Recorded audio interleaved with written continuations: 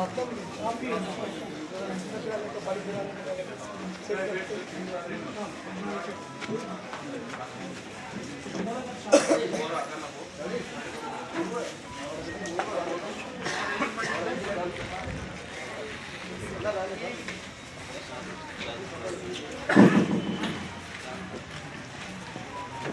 Good morning to all.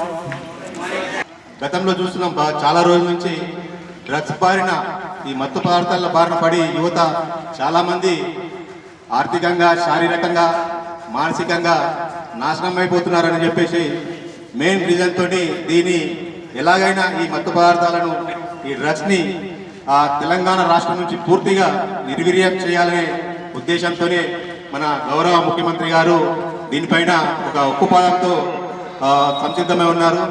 దాంట్లో భాగంగానే మనకు నార్కోటిక్స్, పీజీ నార్కోటిక్స్ అని చెప్పేసి ఒక సంస్థని ఏర్పాటు చేయడం జరిగింది.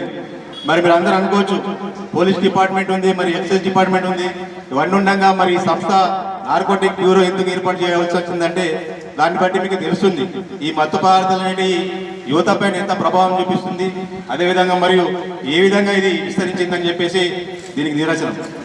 మనం ఒకప్పుడు డ్రగ్స్ అనేటి ఎక్కడో వేరే రాష్ట్రంలో ఎక్కడో పుదుచ్చేరి, గోవా అటువంటి ప్లేస్లలో ఉంటుండే. అది అటువంటి పరిస్థితి ఇప్పుడు ప్రతి జిల్లాలో, ప్రతి మండలాల్లో, ఈవెన్ చిన్న చిన్న గ్రామాల్లో కూడా ఈ మత్తు పదార్థాలు అనేవి విస్తరించినాయి.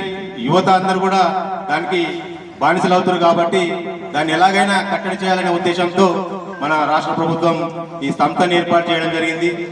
మరి మేము ఈ నార్కోటిక్స్ డిపార్ట్మెంట్లో చేసే పనులేంటి, ఎవరైతే ఇప్పుడు పిల్లలు కానీ, యూత్ కానీ ఎవరైతే ఈ మత్తు పదార్థాలకు బానిసలు అవుతారో, మరి అదేవిధంగా ఎవరైతే ఈ మత్తు పదార్థాలు కొనుగోలు చేయడం కానీ, విక్రయం చేయడం కానీ, మరి ఎవరైనా ఇంపోర్ట్ ఎక్స్పోర్ట్ చేయడం కానీ, కల్టివేషన్ చేయడం కానీ, ఇటువంటి ఏం చేసినా కూడా వారిపైన లోకల్ పోలీస్ వారితో కోఆర్డినేషన్ చేసుకొని వారిపైన కఠినమైన శిక్షలు పడేలా మరి వారిపైన చేయాల్సి ఉంటుంది.